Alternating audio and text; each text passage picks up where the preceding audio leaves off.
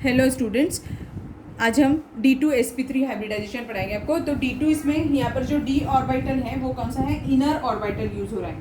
Inner orbital यानी ऐसा suppose कर लीजिए कि सपोज करो कि ये वाला फोर्थ है, यानी कि हमने 4s का s लिया है और 4p लिया है, तो हमारा जो D होगा वो 3D होगा। ऐसे जब कॉम्बिनेशन होते हैं तब हम D पहले लिख रहे हैं, इट मीन्स वो एक इनर ऑर्बिटल का है, इसे हम पेनल्टीमेट शेल भी बुलाते हैं। तो एक अंदर सेकेंड लास्ट शेल में से हमने D ऑर्बिटल यूज़ किया होता है, इसीलिए। अब ये जो स्पीशीज़ होती है जिसमें D2sp3 हाइब्रिडाइजेशन दिखता है, जब भी कभी इनर ऑर्बिटल यूज़ होता है वो हमेशा कोऑर्डिनेट कॉम्प्लेक्सेस होते हैं। ये हमें 12th क्लास में डिटेल में कोऑर्डिनेशन केमिस्ट्री नाम का चैप्टर है, वहाँ पर हम डिटेल में पढ़ेंगे, पर अभी सिर्फ हमें इसके ऑब्जेक्टिव सॉल्व करते जमने चाहिए, इसीलिए मैं आपको बता रही हूँ। अब यहाँ पर भी क्या होगा, s ऑर्बिटल होगा, p ऑर्बिटल के 3 होंगे, पर यहाँ पर जो d है ये 2 है, इसीलिए कौन से t यूज करने पड़ेंगे, d x² - y²।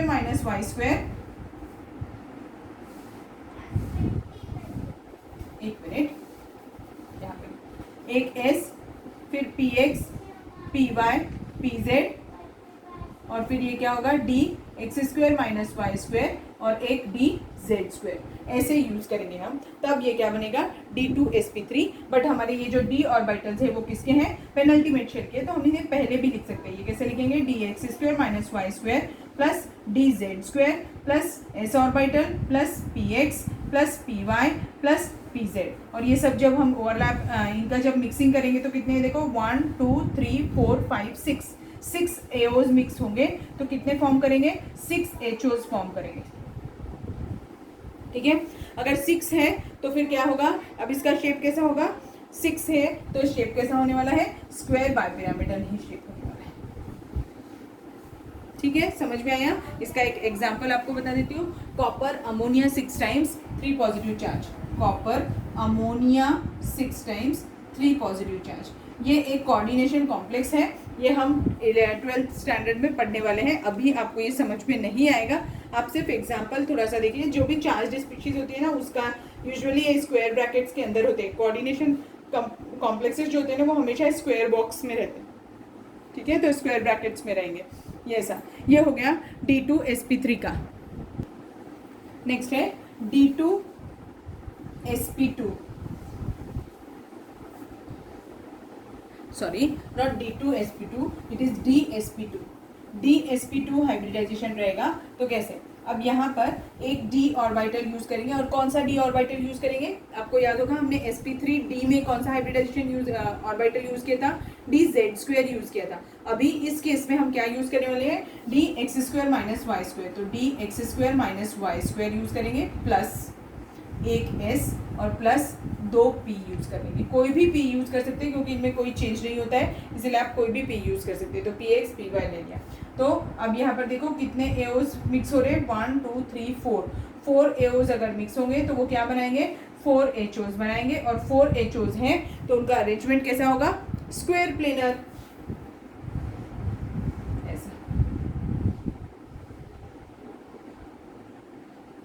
और इसका एक एग्जांपल बता देती हूँ, निकल, ये भी कोऑर्डिनेशन कॉम्प्लेक्स ही होता है, निकल CN4 टाइम्स 2-,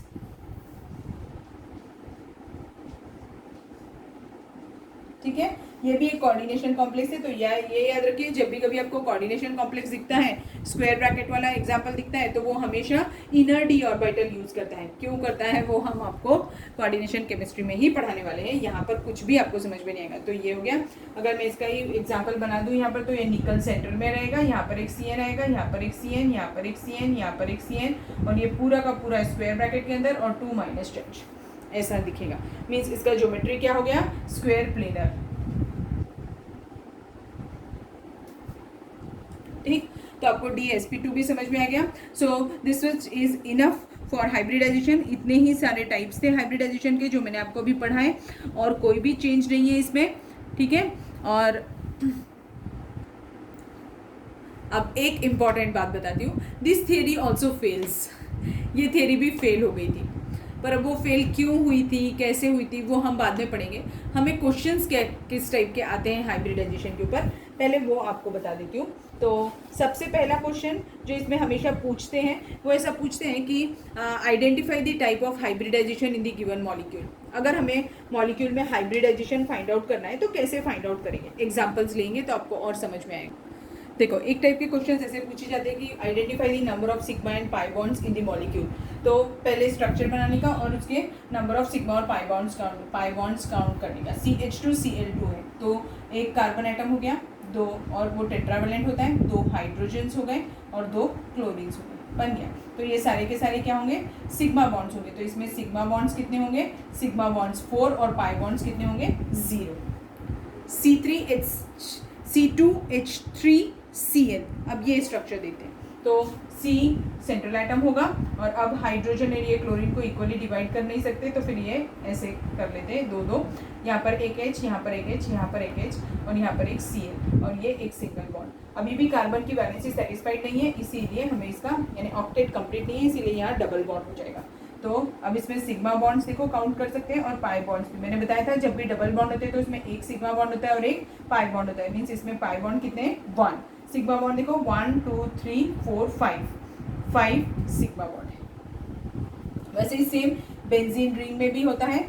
बेंजीन रिंग में नंबर ऑफ सिग्मा और पाई बॉन्ड्स काउंट करना है। C6H6 मॉलिक्यूल होता है बेंजीन का। तो भी ये सारे कार्बन है और सभी ने हाइड्रोजन के साथ बॉन्डिंग की होगी,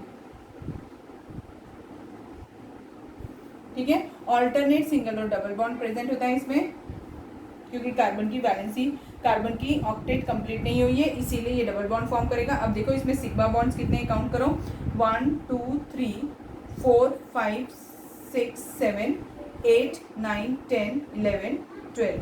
तो सिग्मा बॉन्ड्स कितने हैं 12 और पाई बॉन्ड्स कितने हैं 3 दिख रहे हैं, डबल बॉन्ड कितने हैं, तो पाई बॉन्ड 3।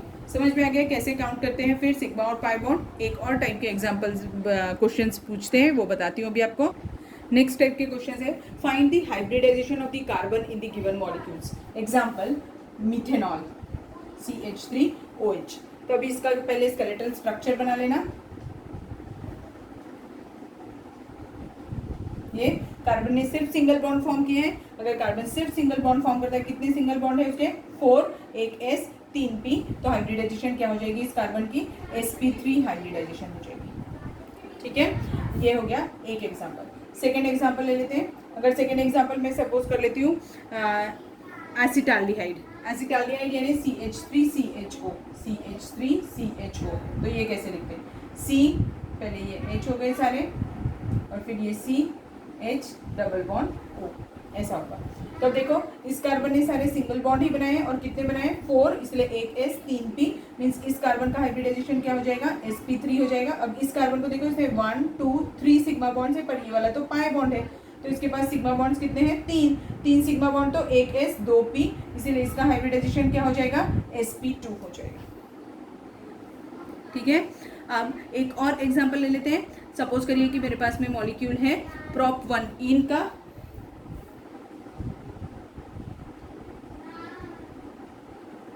ये है prop1ene। अब स्ट्रक्चर ड्रॉ कर लो पहले इसका स्केलेटल स्ट्रक्चर।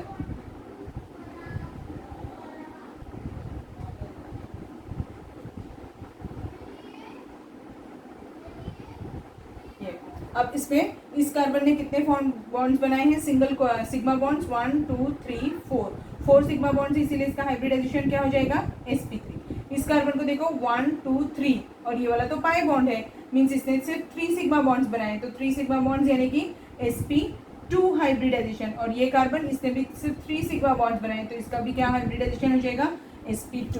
समझ में आया कैसे करते हैं। तो बस ऐसे हाइब्रिडाइजेशन फाइंड आउट करने के लिए भी क्वेश्चन पूछते हैं।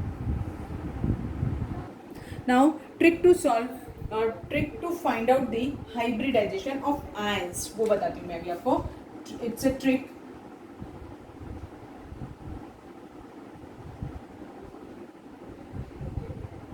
आयंस भी हो सकते हैं, मॉलिक्यूल्स भी हो सकते हैं, किसी का भी हम फाइंड आउट कर सकते हैं, बट कंडीशन है यहाँ पर। सबसे फर्स्ट कंडीशन, आप कार्बन कंटेनिंग स्पीशीज का नहीं फाइंड आउट कर सकते, ये फर्स्ट कंडीशन है। सेकेंड कंडीशन, कोऑर्डिनेट बॉन्ड अगर किसी में प्रेजेंट है तो उसका भी आप इस मेथड से फाइंड आउट नहीं कर सकते। और third condition, hydrogen containing species का भी आप हाइब्रिडाइजेशन इस मेथड से फाइंड आउट नहीं कर सकते। एग्जाम्पल लेती हूँ और आपको समझाती हूँ। एग्जाम्पल ले लेते हैं हम PCl5 मॉलिक्यूल, ठीक है। अब PCl5 है, अब इसके लिए आप ट्रिक मत यूज करिएगा, क्योंकि क्यों टाइम वेस्ट करना। PCl5 दिख रहा है, 5 बॉन्ड बनाया होगा, 5 बॉन्ड यानी 1 S 3 P 1 D, तो इसका हाइब्रिडाइजेशन क्या होगा, sp3d।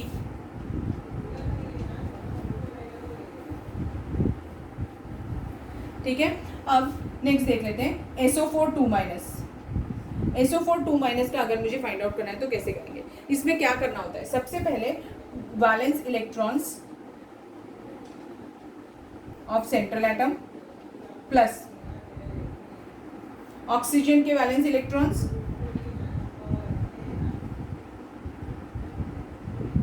अब इधर ऑक्सीजन कितने 4 है, तो उसको मल्टीप्लाई कर देना 4 से, प्लस जो आपका चार्ज है वो, अगर आपके इसमें प्लस चार्ज है तो आपको माइनस करने पड़ेंगे उतने इलेक्ट्रॉन्स, अगर पॉजिटिव चार्ज है तो आपको ऐड करने पड़ेंगे। यहाँ पर हमें 2 इलेक्ट्रॉन्स प्लस करने पड़ेंगे। ठीक है, जो भी आपका टोटल आएगा, that total, if your total is more than 8, ठीक है, if your total is more than 8, divide the total by 8। If it is less than 8, divide it by 2। जब टोटल को अगर 8 से डिवाइड करेंगे तो आपको क्या मिलेंगे, 2 चीजें मिलेंगी। तो you will get 2 things, one is quotient and other is reminder.